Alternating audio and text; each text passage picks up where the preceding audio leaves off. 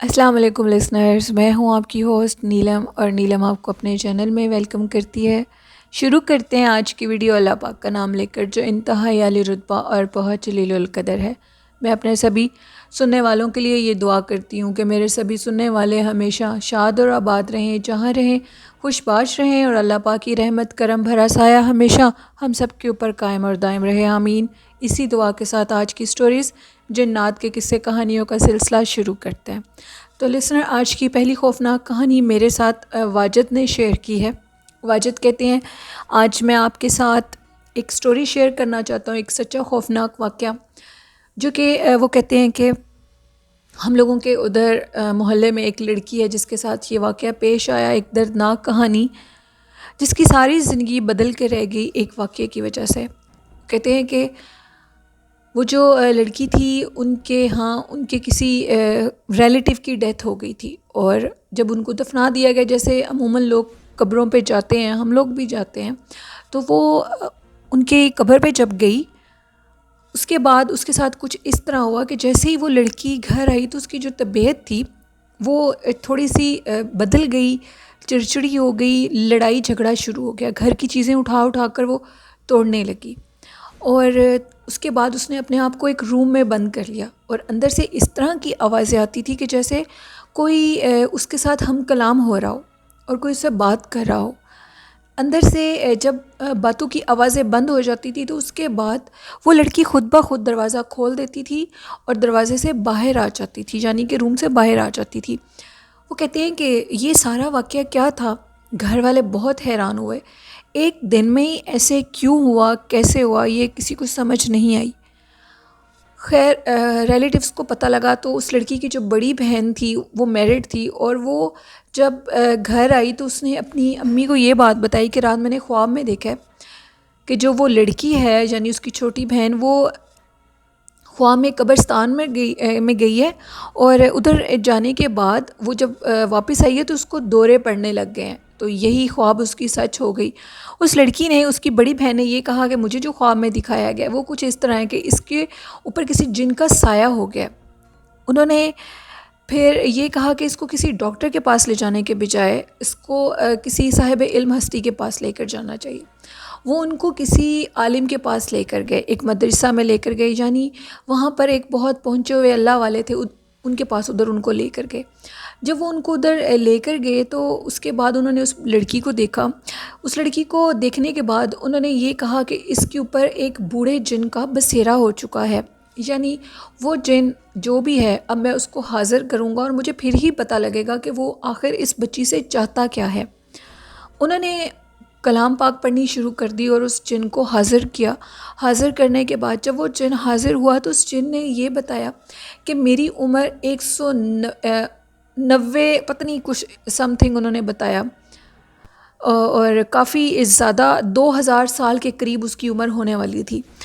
اور میں ایک بوڑھا جن ہوں، اور اس بچی سے میں کچھ بھی نہیں چاہتا، یہ میری بیٹی ہے، یہ مجھے اچھی لگی۔ جب یہ ادھر قبر پر آ کر اس نے بلند آواز میں قرآن پاک تھوڑا سا پڑھا تو مجھے بہت اچھا لگا۔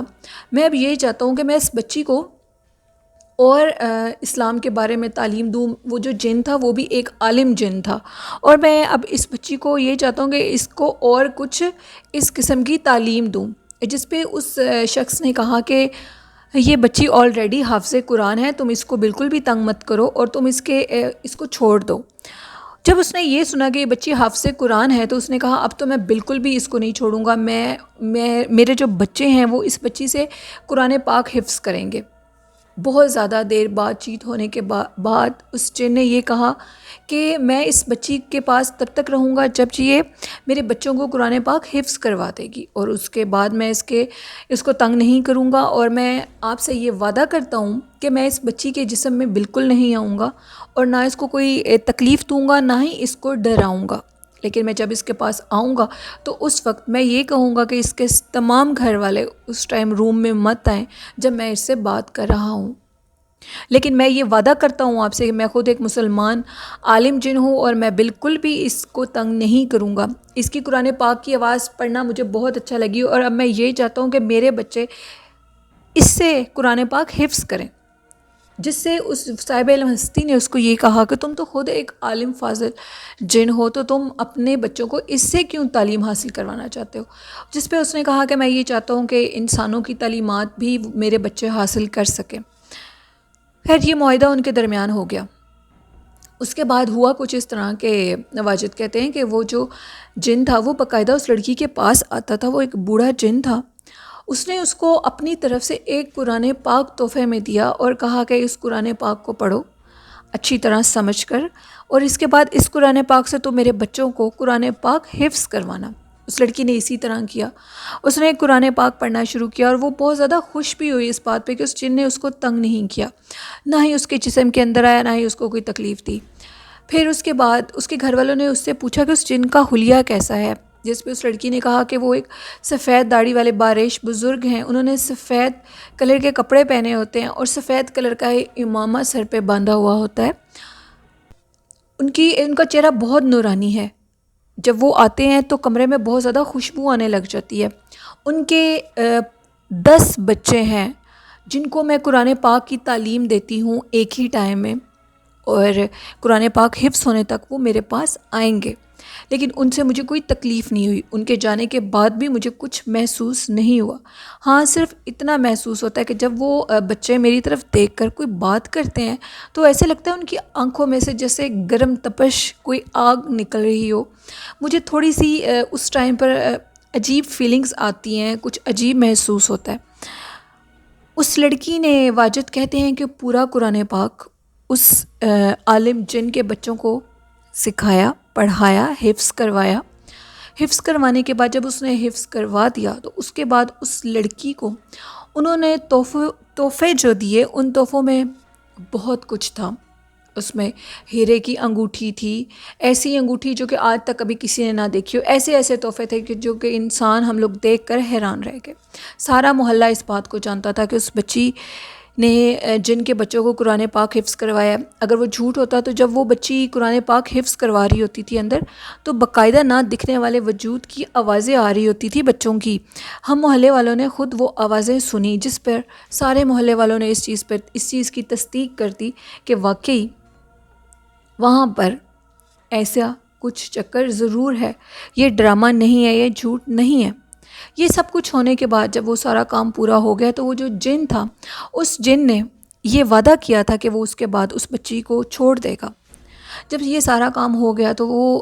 اسی صاحب علم ہستی کے پاس گیا اور انہوں نے اس جن کو حاضر کیا۔ حاضر کرنے کے بعد انہوں نے کہا کہ اب تمہیں اس بچی کے جسم میں، اس بچی کے پاس سے جانا ہوگا۔ اس جن نے کہا کہ اگر آپ مجھے یہ اجازت دیں کہ میں مہینے میں ایک دفعہ اس بچی سے ملنا چاہوں، میں اس کو اپنی بیٹی مانتا ہوں اور میں اس کو کوئی نقصان نہیں دوں گا،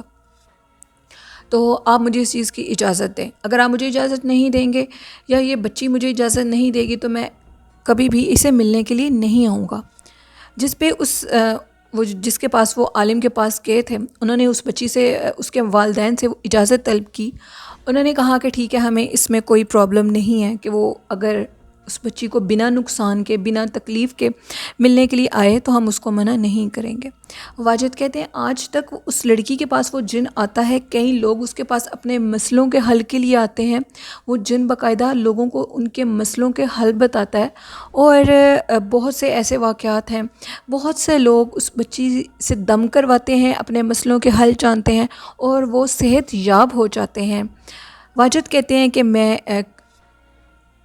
اس چیز کے متعلق انفارمیشن تو نہیں دے سکتا کہ وہ کدھر رہتی ہے اور وہ کون سی جگہ ہے، لیکن یہ جو کہانی میں نے آپ کے ساتھ شیئر کیا، یہ ایک سچا خوفناک واقعہ ہے ہم لوگوں کی آنکھوں کا، جو میں نے آپ کے ساتھ شیئر کیا۔ بہت شکریہ واجد اپنی سٹوری شیئر کرنے کے لیے۔ تو لسنر، یہ سٹوری تھی واجد کی۔ بڑھتے ہیں آج کی دوسری خوفناک کہانی کی طرف۔ آج کی دوسری خوفناک کہانی میرے ساتھ شیئر کی ہے فائقہ خان نے، یہ سٹوری میرے ساتھ شیئر کیا۔ فائقہ کہتی ہیں میں آپ کے ساتھ ایک خوفناک واقعہ شیئر کرنا چاہتی ہوں۔ کچھ عرصہ پہلے میرے ہسبینڈ جو کہ آؤٹ آف کنٹری ہوتے ہیں،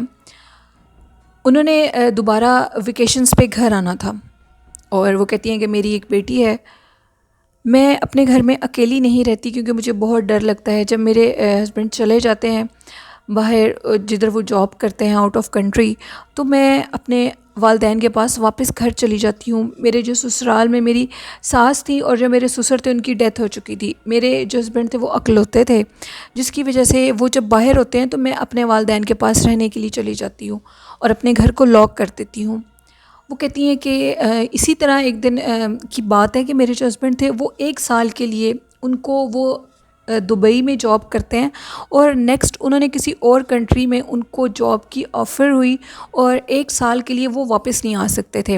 میں نے ساری پیکنگ وغیرہ کی 1 سال کی، گھر کو لاک کیا، اور لاک کرنے کے بعد خود میں اپنے پیرنٹس کے پاس چلی گئی۔ وہ کہتی ہیں کہ اس کے بعد میرا گھر 1 سال تک خالی رہا۔ 1 سال کے بعد میرے ہسبینڈ واپس آئے۔ میں نے گھر کی طرف بالکل توجہ نہیں دی۔ ہاں کبھی کبھار کوئی رشتہ دار جو ادھر رہتا تھا میرے ہسبینڈ کا، تو وہ جا کر گھر وغیرہ باہر سے دیکھ لیتے تھے، لیکن سب کچھ اوکے تھا۔ 1 سال کے بعد جب میں واپس اپنے ہسبینڈ کے ساتھ اپنے گھر میں آئی تو ہمارے گھر میں کچھ عجیب و غریب واقعات ہونا شروع ہو گئے۔ ہمارے گھر میں رات کے ٹائم ایک عورت دکھنے لگی بلیک ساڑی میں۔ اس کے بعد ہمارے گھر میں کچھ یوں ہوا کہ عجیب سے نقصانات شروع ہو گئے، جیسے کبھی گاڑی کا مطلب ایکسیڈنٹ ہو جانا۔ میرے جو ہسبینڈ تھے ان کی تو جان کو کچھ نہیں ہوا الحمدللہ، لیکن اس کے بعد گاڑی کا ٹوٹ جانا، پھر اس کے بعد گاڑی کا ایکسیڈنٹ ہونا اور ہمارے گھر کی جو LEDs تھیں میرے 2 روم میں لگی تھی، وہ اچانک سے خود بخود کچھ ایسا ہوا، بچے سے کوئی چیز گری۔ آگے آج تک ایسا نہیں ہوا میری بیٹی سے، حالانکہ میری بیٹی بڑی ہے ماشاءاللہ، اس سے کچھ گرا اور LED ٹوٹ گئی، دونوں LEDs ٹوٹ گئیں، ایسے نقصان ہوا۔ پھر اس کے بعد میرے ہسبینڈ کی جاب میں بہت زیادہ دقت پیش آنے لگی۔ جب وہ واپس آئے تو وہ بہت خوش تھے اور بڑی اچھی جاب ان کو ملی تھی، لیکن اب ان کے واپس جانے کا کچھ مسئلہ بن گیا، ان کی جاب کا بھی انکار ہو گیا اچانک سے۔ ایسے معاملات دکھنے لگے ہم لوگوں کو، اور جب بھی ہم رات کو اٹھتے تھے، میں یا میرے ہسبینڈ کسی بھی کام کے لیے روم سے باہر جانا پڑتا تھا، ایک عورت نظر آتی تھی کالی ساڑی میں، جو کہ ڈرائنگ روم سے نکل کر ہم لوگوں کے انٹرس میں آ رہی ہوتی تھی اور دیکھتے دیکھتے غائب ہو جاتی تھی۔ اس طرح کے جب معاملات ہوئے تو ہمارے گھر میں میرے اور میرے ہسبینڈ کی بہت زیادہ لڑائی بھی شروع ہو گئی۔ لڑائی کے بعد میری طبیعت خراب رہنے لگی، میری بیٹی کی طبیعت خراب رہنے لگی۔ ہم نے پھر کسی سے رجوع کیا، وہ ہمارے گھر آئے، انہوں نے پھر سارا کچھ پتہ کیا، تو پتہ کرنے کے بعد ان کو یہ پتہ لگا کہ ہمارے گھر میں کسی نے جادو کیا ہے، کسی اپنے نے ہی جادو کیا ہے، حسد میں آ کر کے۔ میرے ہسبینڈ کی جاب بہت اچھی تھی، جس کی وجہ سے انہوں نے آپ کے گھر میں کچھ تعویذات دفنا دیے ہیں، اور ان تعویذات کے ذریعے یہ چڑیل آپ کے گھر کے اوپر مسلط کر دی ہے اس عورت موکل کو۔ تو آپ کو اب میں آپ کے گھر آؤں گا اور میں بیٹھ کر کچھ پڑھائی کروں گا، پھر میں آپ کو بتاؤں گا کہ گھر کے کس حصے میں وہ تعویذ لگائے گئے ہیں۔ اس عورت نے، فائقہ کہتی ہیں کہ میں نے ان سے کہا کہ گھر کی ساری چیز تو میرے پاس تھی، میں نے کسی کو نہیں دی، تو کوئی کیسے آ سکتا ہے، جبکہ سارے جو فرش وغیرہ ہیں وہ مطلب ماربل لگا ہوا ہے، کوئی کیسے تعویذ لگا سکتا ہے۔ انہوں نے کہا کہ اب اس چیز کی تم فکر مت کرو، میں تمہیں بتاؤں گا۔ انہوں نے پھر سارا پتہ کیا، پڑھائی کی، پڑھائی کرنے کے بعد جب ان کو پتہ لگا تو انہوں نے یہ بتایا کہ جو میرے گھر کا صحن تھا اس کے باہر وہ جو سلوپ بنی ہوتی ہے جہاں سے اندر آیا جاتا ہے، اس سلوپ کے مطلب نیچے کچھ تعویذات دفنائے گئے ہیں۔ میں نے جب سلوپ کو باغور دیکھا تو مجھے یوں لگ رہا تھا کہ جیسے وہ سلوپ کی ٹائل کو باقاعدہ ہٹا کر کچھ کیا گیا ہو۔ میرے سامنے اس شخص نے، وہ جس کو ہم نے بلایا تھا، وہ کوئی عامل تھا، اس نے اس سلوپ کو ہٹانے کے بعد کچھ دیر کھودا نیچے سے سیمنٹ کو، تو ایک مٹی کی کچھ ہانڈی سی تھی، وہ باہر نکلی۔ جب اس ہانڈی کو باہر نکالا گیا تو اس میں ایک جانور کی ہڈی تھی، ایک پیلے کپڑے کے اوپر کچھ سوئیں لگائی ہوئی تھیں، اور وہ جو ہڈی تھی اس ہڈی کے اوپر سرخ رنگ کے دھاگے کے اندر بھی کچھ سوئیں تھیں۔ میں نے یہ سب کچھ دیکھا، میرے پاؤں کے نیچے سے زمین نکل گئی۔ میرے ہسبینڈ نے دیکھا، میں نے ان سے پوچھا کہ یہ کیا چیزیں ہیں، جس پہ انہوں نے کہا کہ جو سرخ دھاگا تم دیکھ رہی ہو ہڈی کے اوپر، یہ تم میاں بیوی کی لڑائی جھگڑا، اور جو تم وہ پیلے رنگ کی سوئیں دیکھ رہی ہو کپڑے کے اوپر، وہ تم لوگوں کے رزق کی قلت کے تعویذ عمل کیا گیا ہے۔ اب انہوں نے اس کے اوپر کچھ پڑھا، پڑھنے کے بعد دودھ لیا ہمارے گھر کا، اور دودھ لینے کے بعد انہوں نے اس کے اوپر دودھ میں پانی ڈالا اور اس ہانڈی کے اوپر ڈالا اور کہا کہ تم لوگوں نے اس کو ہاتھ نہیں لگانا۔ انہوں نے اس ہانڈی کا منہ کھولا اور ہمارے ساتھ جا کر ہماری گاڑی میں بیٹھ کر انہوں نے وہ چیزیں پھینک دیں ادھر نہر میں پھینک دی۔ کچھ دن کے بعد ہی 3 دن انہوں نے ہمیں کچھ تعویذات دیے جلانے کے لیے، وہ جلائے، اور اس کے بعد 3 دن کے بعد میرے ہسبینڈ کی دوبارہ کال آئی، اور اس کے بعد میرے ہسبینڈ ماشاءاللہ دوبارہ واپس جانے کے قابل ہوئے۔ اس کے بعد میں نے اپنے گھر کو خالی نہیں چھوڑا، میں نے اپنے گھر میں رہنا شروع کر دیا، میں نے کام والیاں رکھ لیں، اپنی امی کو کہتی تھی کہ وہ میرے ساتھ آ کر رہیں، اس طرح مینیج ہو گیا سب، اور آج ماشاءاللہ ہم لوگ بالکل خوش باش ہیں، ٹھیک ہیں۔ تو میں آپ کو یہ کہنا چاہتی ہوں کہ لوگ بہت حسد کرتے ہیں، یہ فائقہ خان کا میسیج ہے آپ سب کے لیے، اس لیے لوگوں سے اپنی کامیابیاں چھپائیں، اپنی خوشی کا اظہار کسی کے سامنے مت کریں۔ یہ ایک سٹوری تھی فائقہ خان کی جو انہوں نے میرے ساتھ شیئر کی، بہت شکریہ فائقہ۔ تو لسنر، یہ تھی آج کی خوفناک کہانیاں، آپ لوگوں کو کیسی لگیں اپنا فیڈ بیک مجھے ضرور دیجیے گا، اور جنہوں نے ابھی تک اپنی خوفناک کہانیاں میرے ساتھ شیئر نہیں کی تو ڈسکرپشن باکس میں میرے email ID, Facebook ID اور کمنٹ باکس میں آپ لوگ سٹوریز کو شیئر کر سکتے ہیں۔ اور آج کا اچھا میسیج یہ دینا چاہوں گی، اپنے والدین کی خدمت کریں، محبت کریں، اور اس سے ڈھیر ساری دعائیں لیں، اور جنہوں نے ابھی تک چینل کو سبسکرائب نہیں کیا آپ چینل کو ضرور سبسکرائب کریں، اور اسی کے ساتھ اپنی ہوسٹ نیلم کو اجازت دیجیے، مجھے اور میرے والدین کو اپنی ڈھیروں دعاؤں میں یاد رکھیے گا، آپ اپنا اور اپنے والدین کا خیال رکھیے گا۔ اللہ حافظ، اللہ نگہبان۔